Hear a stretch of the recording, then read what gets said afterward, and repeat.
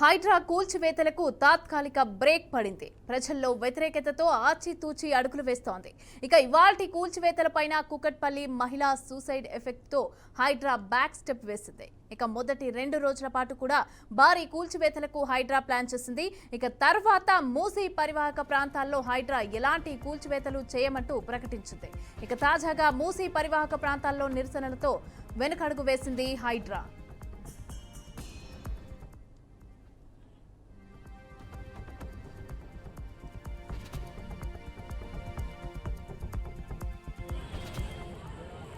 नगर में हमारा घर था, उसके ऊपर मार्किंग डाल दिए। फिर हमारे अलर्ट नहीं हुआ, हमारे नहीं आया, 6 जनों को आया। अब यहाँ पे किधर आया? घर के लिए 15 जनों को आया, वहाँ पे टिक डाले 15 जन। हमारा नाम आया बोल के आया, यहाँ पर 6 जनों को दिया। घरा देके हम 2 बेडरूम 2 रूमों में रहना हम लगा आए तो 6 जनों को मालूम है। हमारे को हमारे घर मार्किंग डाल दिए हमारे घरों को। किधर डाले वो? हाँ, शंकर नगर मलकपेट। हाँ, वहाँ हमारे को घर के बदले घर देते बोल के यहाँ बुलाए। यहाँ के लोग लड़ रहे, न देते बोल रहे घर हम लोगों को। चले जाओ बोल रहे यहाँ से। जो लोगों के जमीन भर गए उनको कुछ ही नहीं देते बोल के बोल रहे। देते नहीं बोल रहे, नहीं हमारे घर ले लो, हमको पैसा दे दो। बुला रहे, सभी खपा रहे। बस हमको फिर घंटा से बैठना, छोटे छोटे बच्चे छोड़ के क्या है खरीब हमको बोलो। हॉस्पिटल है, बच्चों के स्कूल है, क्या है बोलो आप लोग। हमारे घर कुछ भी में सहूलत जमीन नहीं है, या उसको नहीं 6 देते जनों को बोले, क्या ऐसा मकसद से दे रहे हैं ये बोलो। किसको दे रहे हैं? 15 जनों को बुला के 6 जनों को पैसा देते हैं। आप बोलिए, आप लोग बोलिए।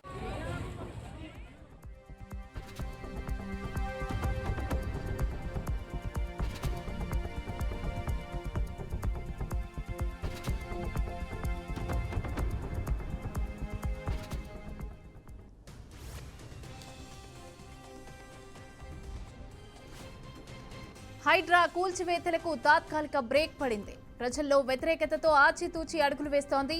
ఇక ఇవాల్టి కూల్చివేతలపైన కూకట్పల్లి మహిళా సూసైడ్ ఎఫెక్ట్తో హైడ్రా బ్యాక్ స్టెప్ వేసింది. ఇక మొదటి 2 రోజుల పాటు భారీ కూల్చివేతలకైతే హైడ్రా ప్లాన్ చేసింది. తర్వాత మూసీ పరివాహక ప్రాంతాల్లో హైడ్రా ఎలాంటి కూల్చివేతలు చేయమంటూ ప్రకటించింది. ఇక తాజాగా మూసీ పరివాహక ప్రాంతాల్లో నిరసనలతో వెనకడుగు వేసింది హైడ్రా.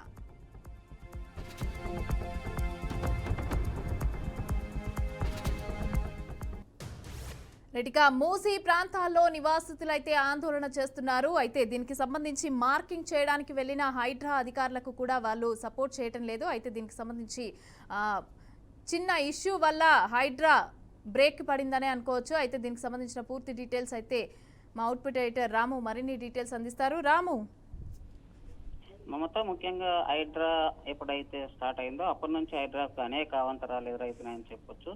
ఎప్పుడు హైదరాబాద్ లో హైడ్రాను ప్రారంభించినప్పటి నుంచి ఎవరైతే భూ ఆక్రమదారులు, భూమిని ఆక్రమించే వాళ్ళు, చెరువులను కబ్జా చేసిన వాళ్ళు, మూసీ పరివాహక ప్రాంతం ఉన్న బిల్డింగ్లు ఎవరైతే పెద్ద పెద్ద బడాస్వాములు ఎవరైతే ఉన్నారో వాళ్ళందరూ హైడ్రాను ఎప్పుడు అడ్డుకుంటూనే ఉన్నారు. దీనికి ఒక సాకుగా కూకటిపల్లిలో చనిపోయిన ఎవరైతే మహిళ ఉన్నారో దాన్ని సాకుగా చూపించి ఈ రోజు హైడ్రాను అడ్డుకునే ప్రయత్నం జరుగుతుంది.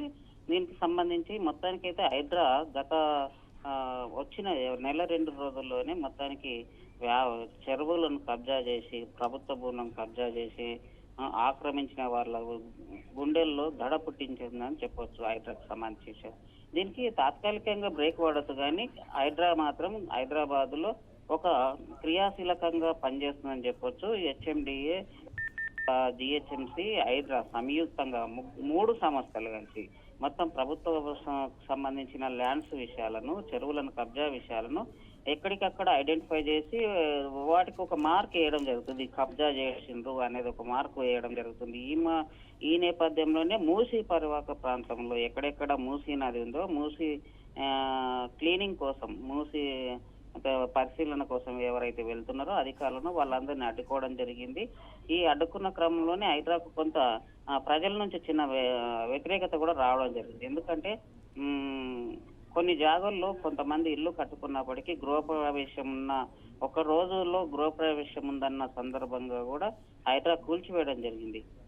ఈ ఎఫెక్టే కొద్దిగా హైడ్రా మీద పడిందని చెప్పొచ్చు. తర్వాత కూకట్పల్లిలో ఒక మహిళ సూసైడ్ చేసుకోవడం కూడా ఒక ఎఫెక్ట్ అని చెప్పొచ్చు. మొత్తానికైతే హైదరాబాద్ లో చాలా క్రియాశీలకంగా దూకుడుగా వ్యవహరిస్తుందని చెప్పొచ్చు. ఏది ఏమైనప్పటికీ ప్రజల నుంచి వ్యతిరేకత వస్తున్న క్రమంలోనే కొంత దీన్ని ఏ విధంగా ప్రజలకు అవగాహన చేయించాలనే ఉద్దేశంతోనే ఈరోజు హైడ్రా తాత్కాలికంగా ఒక అడుగు వెనకడుగు వేయచ్చు. కానీ మొత్తానికైతే ఏ మూసి పరివాహక ప్రాంతంలో ఎవరెవరివి బిల్డింగ్స్ ఉన్నాయి, ఎక్కడెక్కడ ఆక్రమణకు గురైనాయి, వాటన్నిటిని పరిశీలన చేసిన తర్వాతనే అన్ని ఏవైతే పత్రాలు పూర్తి స్థాయిలో ఉన్నప్పుడు మాత్రమే హైడ్రా ముందుకు వెళ్ళడానికి అవకాశం ఉన్నది.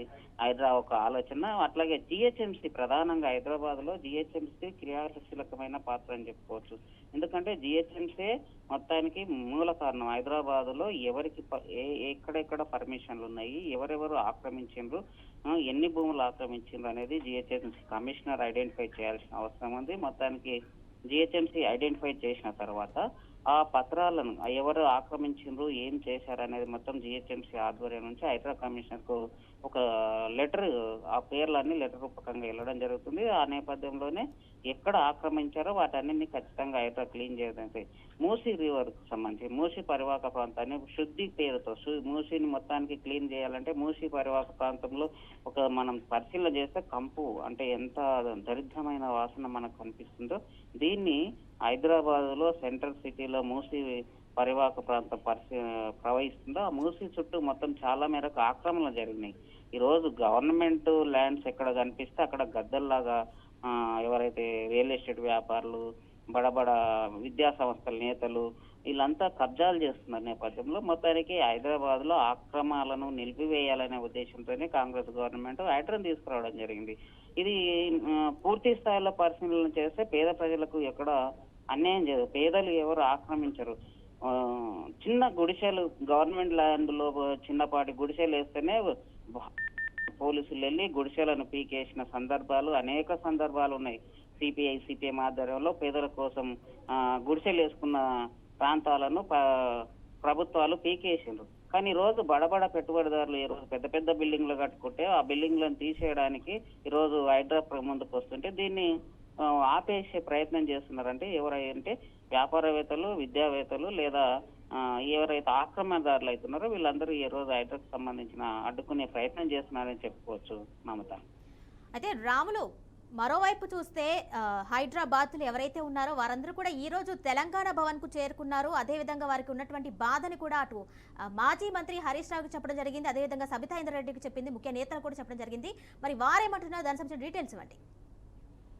కిరణ్మయి, ముఖ్యంగా చూసుకుంటే గత 10 ఏళ్ల కాలంలో తెలంగాణ ప్రభుత్వం ఎప్పుడైతే ఏర్పాటు వచ్చిందో తెలంగాణకు సంబంధించిన ఏదైతే నిజంగా తెలంగాణ కోసం కొట్లాడి సాధించుకున్న ప్రజలు ఎవరైతే ఉన్నారో తెలంగాణలో తెలంగాణ పేదలకు, తెలంగాణ ప్రజలకు, తెలంగాణ కోసం ఉద్యమం చేసిన వారికి న్యాయం జరుగుతుంది అనుకున్నారు. కానీ తెలంగాణ వచ్చినాక తెలంగాణలో కొంతమంది మాత్రమే అంటే వలస వచ్చిన వాళ్ళు ఎవరైతే పార్టీలు మారిన పెద్దలు కొంతమంది ఉన్నారు, వాళ్ళందరూ ఈరోజు చెరువుల చుట్టూ కబ్జాలు చేసిండ్రు. టీఆర్ఎస్ ప్రభుత్వంలోనే 10 ఏళ్ల కాలంలో చాలా కబ్జాలు చేశారు. కబ్జా రాయిలు అయిండ్రు. ఓ మల్లారెడ్డి కావచ్చు, ఇంకా ఇట్లా చాలా మంది పేర్లు ఉన్నాయి. ఆ పేర్లన్నీ మనం తర్వాత పర్సనల్ హైడ్రా ప్రకటించినాక ఆ పేర్లన్నీ కూడా మాట్లాడుకునే అవకాశాన్ని చాలా అంటే ఈ రోజు హైదరాబాద్ లో టీఆర్ఎస్ దగ్గరికి వెళ్ళడం జరిగిందంటే టీఆర్ఎస్ కు సంబంధించిన గత 10 ఏళ్ల కాలంలో ఎవరైతే కబ్జా చేసిన వాళ్ళు ఉన్నారో టీఆర్ఎస్ పార్టీకి సంబంధంగా ఉండి కబ్జా చేసిన వాళ్ళు ఎక్కువ మంది ఉన్నారు కాబట్టి టీఆర్ఎస్ పార్టీకి వెళ్ళారనేది కొంత ఆరోపణలు కూడా వస్తున్నాయి. అంటే గత 10 ఏళ్ల కాలం రెండు పర్యాయాలు ప్రభుత్వాన్ని పాలించిన, రాష్ట్రాన్ని పాలించిన టీఆర్ఎస్ ప్రభుత్వం ఆ కాలంలో చెరువులు కబ్జా జరిగితే మనం చూడొచ్చు. మెదక్లో ఒక మహానుభావుడు చెప్పొచ్చు, చెరువులో ఒక బిల్డింగ్ కట్టుకున్నాడు. నడి చెరువులో బిల్డింగ్ కట్టుకున్నాడు. ఆ బిల్డింగ్ లోకి వెళ్ళడానికి ఒక నిచ్చెన విమానంకి ఎక్కడానికి ఎట్లయితే మెట్లు వేసుకున్నాడు అట్లా మెట్లు వేసుకున్నాడు. అంటే ఇది ఎవరి పాలన జరిగింది? టీఆర్ఎస్ ప్రభుత్వ కాలంలోనే జరిగిందని చెప్పొచ్చు. మరి ఎందుకు ప్రభుత్వాలు కళ్ళు మూసుకున్నాయో? చెరువును కబ్జా చేస్తుంటే ఎందుకు అప్పుడున్న ప్రభుత్వం దాన్ని ఆ బిల్డింగ్ కూలగొట్టలేకపోయింది? అంటే ప్రభుత్వాలు కూడా లంచాలకు మారినాయి. ప్రభుత్వాలు లంచాలకు మారినప్పుడు మాత్రమే ఇట్లాంటి ఆక్రమణలు జరుగుతాయి.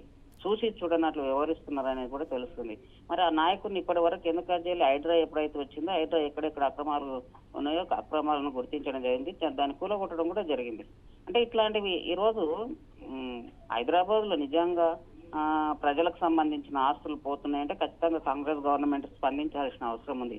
ఒక మహిళ చనిపోయిందంటే కాంగ్రెస్ గవర్నమెంట్ స్పందించి ఆ మహిళకు న్యాయం చేయాల్సిన బాధ్యత ఏ ప్రభుత్వం అయినా, అది కాంగ్రెస్ అయినా, టీఆర్ఎస్ అయినా, ఇంక బీజేపీ ప్రభుత్వం ఏదైనా సరే ప్రజల పక్షాన ఉండాల్సిన పాలకులు ఈ రోజు పెట్టుబడిదారుల పక్షాన ఉంటున్నారు.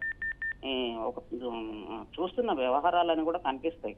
కాబట్టి ఒక మూసి పరివాహక ప్రాంతంలో చాలా మంది పేదలే ఉంటారు. ఆ పేదలందరికీ ప్రభుత్వాలు న్యాయం చేయాల్సిన అవసరం ఉంది. డబుల్ బెడ్రూమ్లు కట్టిస్తారా, లేదా వాళ్ళకు ఒక స్థిరమైన ఇల్లు ఏర్పాటు చేస్తారా, ఏం చేస్తారు? ఫస్ట్ వాళ్ళను ఒక స్థావరం ఏర్పరిచిన తర్వాతనే మూసి రివర్ క్లీనింగ్ శుద్ధి చేసేది ఏదైతుందో అది శుద్ధి చేయాల్సిన అవసరం ఉందని స్థానిక ప్రజలు ఆరోపణ చేస్తున్నారు. కానీ ప్రభుత్వాలు అవన్నీ పట్టించుకొని అవన్నీ గమనంలోకి తీసుకొని వాటన్నిటి పరిశీలన చేసినాక మూసి రివర్ ప్రక్షాళన చేయాల్సిన అవసరం ఉందని ప్రజలు అంటున్నారు. అట్లాగే ప్రజాస్వామికవాదులు అంటున్నారు. ప్రజా సంఘాలు కూడా ఆరోపణ చేస్తున్నాయి మనకు. అంటే మొత్తానికి టీఆర్ఎస్ ప్రభుత్వానికి టీఆర్ఎస్ భవన్కి వెళ్ళడానికి టీఆర్ఎస్ ప్రభుత్వం ఇన్ని రోజులు పట్టించుకోలేదు. కాబట్టి టీఆర్ఎస్ ఎవరైతే ఆక్రమణదారులో వారికి ఒత్తాసు పలుకుతున్నారు అనేది ఒక సంకేతం కూడా వెళ్ళే అవకాశాలు ఉన్నాయి. కాబట్టి టీఆర్ఎస్ గవర్నమెంట్ అయినా కాంగ్రెస్ గవర్నమెంట్ ఎవరైనా సరే ఆక్రమణదారులను ఖచ్చితంగా శిక్షించాల్సిన అవసరం ఉంది అనేది ప్రజల నుంచి వస్తున్న వాదన. అయితే రాము, మరోవైపు చూస్తే గనక గతంలో హైడ్రా ఎప్పుడైతే ఈ అక్రమ కట్టడాలను కూల్చివేతలను చేపట్టిందో అప్పుడు సామాన్యులందరూ కూడా హర్షం వ్యక్తం చేశారు. హైడ్రా మంచి స్టెప్ తీసుకుందని చెప్పేసి వాళ్ళే చాలా హర్షించారు. ఈ నేపథ్యంలోనే ఎప్పుడైతే మూసీ పరివాహక ప్రాంత ప్రజల్ని వాళ్ళు టచ్ చేశారో ఆ టైం నుంచి కూడా ప్రజల్లో భారీగా వ్యతిరేకత వ్యక్తం అవుతుంది. సో మరి హైడ్రా ముందు ఎలాంటి ముందడుగు వేసే అవకాశం ఉంటుంది? ఈ రెండింటిని కూడా బ్యాలెన్స్ చేసే అవకాశం ఉంటుందా? ఖచ్చితంగా కిరణ్మయి, హైడ్రాకు సంబంధించిన దాంట్లో కాంగ్రెస్ గవర్నమెంట్ తన ప్రభుత్వానికి ఇబ్బందికరంగా మారే పరిణామ క్రమాలను కూడా కాంగ్రెస్ ప్రభుత్వం గుర్తించాల్సిన అవసరం ఉంది. ఎందుకంటే మూసీ రివర్ పరివాహక ప్రాంతం మొత్తం పేదలు, ఎక్కడి నుంచి పల్లెల నుంచి వచ్చిన వాళ్ళు, గుడిసెలు వేసుకొని జీవిస్తున్న వాళ్ళు. కాబట్టి వాళ్ళను ముట్టుకున్నాలంటే వాళ్ళకు సంబంధించిన ఎవరైతే ఉన్నారో వాళ్ళకి ఇల్లు కల్పించాల్సిన ఒక వసతి కల్పించాల్సిన అవసరం ప్రభుత్వాల పైన ఉంది. మూసీ నది చుట్టూ ఉన్న వాళ్ళు లేదా మూసీ పరివాహక ప్రాంతంలో ఉన్న వాళ్ళందరికీ ఒక వసతి కల్పించాల్సిన అవసరం ఉంది. ఆ వసతిని ప్రభుత్వాలు గుర్తించాల్సిన అవసరం ఉంది. ఈరోజు మహిళ చనిపోవడం జరుగుతుంది, అదే సూసైడ్ చేసుకునే కనిపించడం జరిగింది. అట్లా ఇంకెంతో మంది ఇట్లాంటి ప్రయత్నాలు చేస్తారు. కాబట్టి హైడ్రా ఒక ప్రాంతానికి వెళ్తున్నప్పుడు ఆ ప్రాంతంలో ఎంతమంది పేదలు ఉన్నారు, ఎంతమంది ఆక్రమణదారులు ఉన్నారు, వాటన్నిటిని గుర్తించాల్సిన బాధ్యత హైడ్రా మీద ఉంది. హైడ్రా ఆ స్టాండ్ తీసుకోవాల్సిన అవసరం ఉంది. జిహెచ్ఎంసీ కూడా ఆ పేదలను గుర్తించాల్సిన అవసరం ఉంది. వాళ్లకు నివాస యోగ్యమైన ఇల్లు ఇవ్వాల్సిన అవసరం ఉంది. వీటన్నిటిని పరిశీలన చేసిన తర్వాతనే హైడ్రా ముందుకెళ్లాల్సిన బాధ్యత కూడా ఉంది. దుందుడుకు తరమని కూడా హైడ్రా ప్రదర్శించాల్సిన అవసరం లేదు. ఈ ప్రభుత్వాలు పేదల పక్షాన ఉండాల్సిన ప్రభుత్వాలు పేదలకు అన్యాయం చేస్తూ పెట్టుబడిదారులకు న్యాయం చేయాల్సిన ఒత్తాసు పలకాల్సిన అవసరం లేదు. మొత్తానికైతే హైడ్రా కూడా కొంత సమయయుక్తంగా ఆలోచన చేసి సమయపాలన ఆలోచన చేసి వీటన్నిటిని సమాన స్థాయిలో చూసుకున్నప్పుడే హైడ్రా ముందుకెళ్ళగలుగుతుంది. మూసీ రివర్ ప్రక్షాళన కూడా చేయగలుగుతుంది. దుందుడుక వ్యవహారంతో ఏది పని జరగదనేది ప్రజాస్వామికవాదుల మధ్య ఒక వాదన ఈ రోజు హైదరాబాద్ లో ఒక వాదన కొనసాగుతుంది. మూసీ ప్రక్షాళన చేయడం మంచిదే, కానీ మూసీకి సంబంధించిన చుట్టుపక్కల ఉన్న ఎవరైతే పేదలునో వాళ్లకు వసతులు కల్పించాల్సిన అవసరం అనేది ఒక చర్చ జరుగుతుంది. ఏది ఏమైనప్పటికీ కాంగ్రెస్ ప్రభుత్వం వీటన్నిటిని పరిగణలోకి ముందుకెళ్లాల్సిన అవసరం ఉంది అనేది చెప్పాల్సి ఉంది. Right Ramu, thank you.